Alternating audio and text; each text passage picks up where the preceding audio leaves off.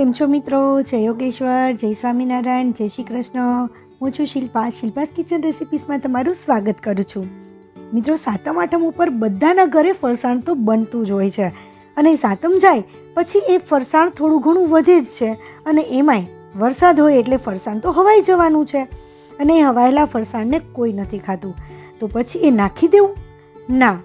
મેં આજે જે વાનગી બનાવી છે ને એ વધેલા ફરસાણમાંથી બનાવી છે અને અમારા ઘરમાં કોઈને વિશ્વાસ જ ન આવ્યો કે આ વધેલા ફરસાણમાંથી બનાવી છે અને બધાને ખૂબ જ ભાવી.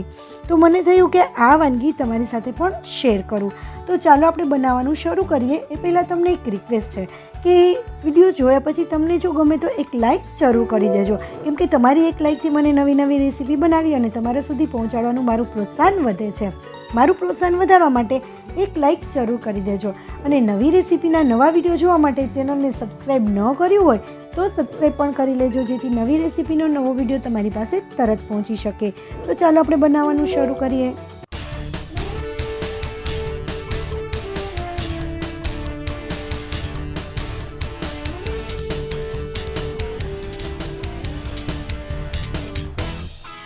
અહીંયા મેં ગેસ ઓન કરી અને એક પેનમાં પાણી લઈ લીધું છે. એ પાણી લગભગ 2.5 ગ્લાસ જેટલું પાણી ઉમેર્યું છું અને એને ગરમ થવા માટે મૂકી દઈશું, ઉકાળી લઈશું.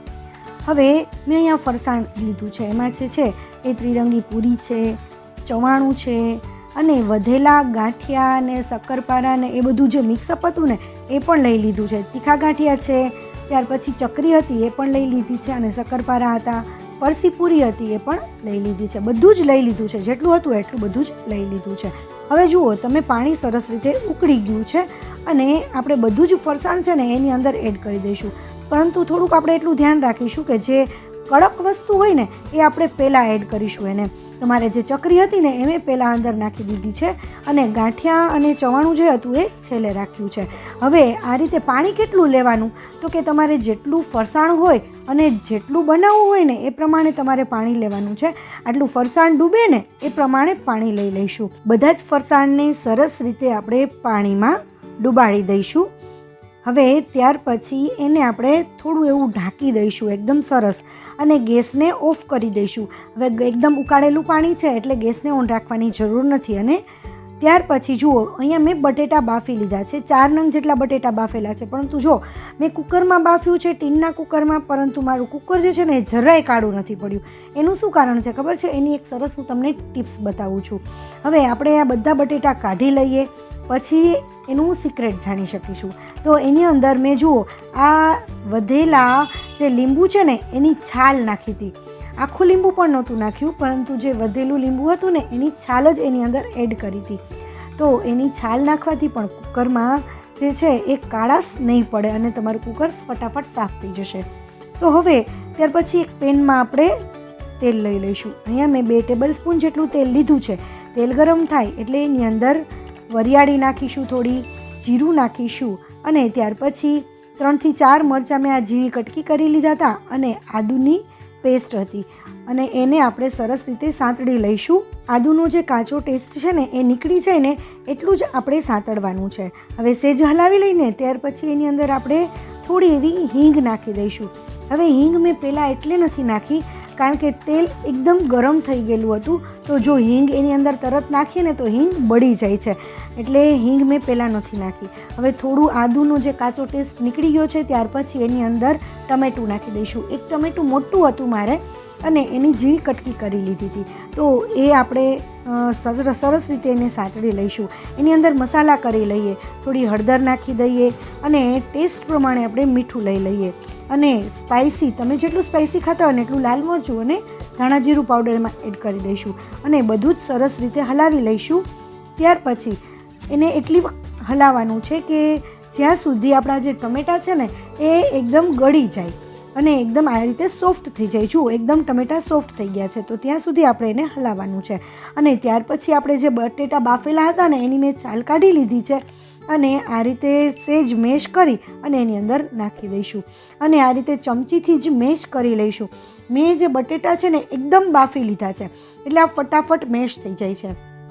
જો તમારા અધકચરા હોય ને તો એને થોડા છીણી લેવાના અથવા તો મેશરથી પણ મેશ થઈ જાય છે તો એ રીતે મેશરથી પણ તમે કરી શકો છો. પરંતુ મેં એકદમ બટેટા બાફી લીધા હતા એટલે ચમચીથી પણ સરસ મેશ થઈ જાય છે. હવે એને મસાલાની અંદર સરસ રીતે મિક્સ કરી દઈશું. એકદમ સરસ મિક્સ થઈ જાય એટલે આપણે એને સાઈડમાં મૂકી દઈશું. અને સાઈડમાં મૂકી દીધા ત્યાર પછી આપણે જે ચવાણું હતું ને એ ચવાણું સરસ સોફ્ટ થઈ ગયું છે. જુઓ બતાવી દઉં, આ જે ચવાણું છે એકદમ સરસ સોફ્ટ થઈ ગયું છે. આ રીતે સેજ દબાવી અને ચેક કરી લઈએ, કારણ કે ગરમ પાણી હતું એટલે આપણું ચવાણું ને જે ફરસાણ છે બધું એ સરસ સોફ્ટ થઈ જાય છે. તો હવે એક મિક્સરમાં આપણે એ જે ફરસાણ હતું એ ફરસાણ થોડું થોડું એડ કરી અને આપણે એને ક્રશ કરી લેવાનું છે. પહેલાં તો થોડું એવું ક્રશ કરી લઈશું. જો ક્રશ ના થાય ને તો ત્યાર પછી થોડી વાર પછી એની અંદર આપણે દહીં નાખીશું, કારણ કે આપણા ફરસાણમાં મીઠાશ એટલે કે મીઠું તો હોય જ છે, પરંતુ બધા જ ફરસાણ ખટાશવાળા નથી હોતા. તો એને ટેસ્ટ લાવવા માટે થોડું એવું દહીં નાખીશું અને થોડું એવું પાણી નાખીશું અને પછી એને ક્રશ કરી લઈશું. અને આ રીતે આવી એકદમ સરસ રીતે પેસ્ટ બનાવી લઈશું. તો આ રીતે મીડિયમ થિકનેસવાળી આપણે પેસ્ટ તૈયાર કરી લઈશું. જો તમારે જરૂર પડે તો એની અંદર થોડું એવું પાણી અથવા તો છાશ ઉમેરી શકો છો. હવે એને આપણે એક બાઉલમાં ટ્રાન્સફર કરી લઈએ. આ રીતે બીજી પેસ્ટ પણ તૈયાર કરી લઈએ. બંને પેસ્ટ તૈયાર કરી લીધી છે અને આપણે બાઉલમાં એડ કરી દઈએ. મિત્રો, હું તમને એક વખત યાદ કરાવી દઉં કે જો તમે મારી ચેનલને સબસ્ક્રાઈબ ન કર્યું હોય તો સબસ્ક્રાઈબ કરી લેજો નવી નવી રેસીપીના વિડીયો જોવા માટે. હવે ત્યાર પછી મેં રવાનો લોટ લઈ લીધો છે. 1 વાટકી રવાનો લોટ છે એ બધો આપણે એની અંદર એડ કરી દઈશું અને ત્યાર પછી એને મિક્સ કરી લઈશું. ઘણા એને સૂજી પણ કહે છે અને ઘણા રવો પણ કહે છે, પરંતુ રવો અને સૂજી બંનેમાં થોડો ડિફરન્ટ હોય છે. કે જે રવો છે એકદમ ઝીણો હોય છે અને સૂજી છે થોડી જાડી હોય છે. સૂજીને ક્રશ કરી લ્યો એટલે રવો બની જાય છે. હવે એની અંદર આપણે ટેસ્ટ પ્રમાણે મીઠું નાખી દઈશું, કારણ કે થોડું એવું ટેસ્ટની જરૂર પડશે.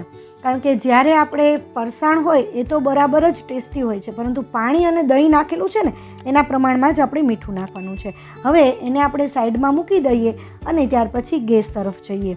તો મેં અહીંયા અપમની પેન લીધી છે. જો તમારી પાસે અપમની પેન નહીં હોય ને તો આપણે બીજી પણ એક રીત જોવાના છીએ, તો એ બીજી રીતે પણ તમે કરી શકો છો અને બીજી પણ અલગ જ રેસીપી છે તો એ પણ તમે જોઈ લેજો. જો અપમની લોઢી હોય તો પણ ચાલશે અને બીજી રેસીપી છે એ યુનિક જ છે, તો બંને રેસીપી આપણે જોઈ લઈશું.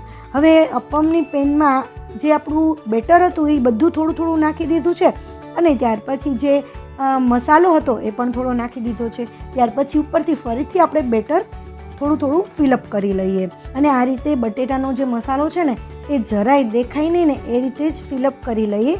તો આ રીતે બધા જ અપમ આપણે ફિલઅપ કરી લઈશું.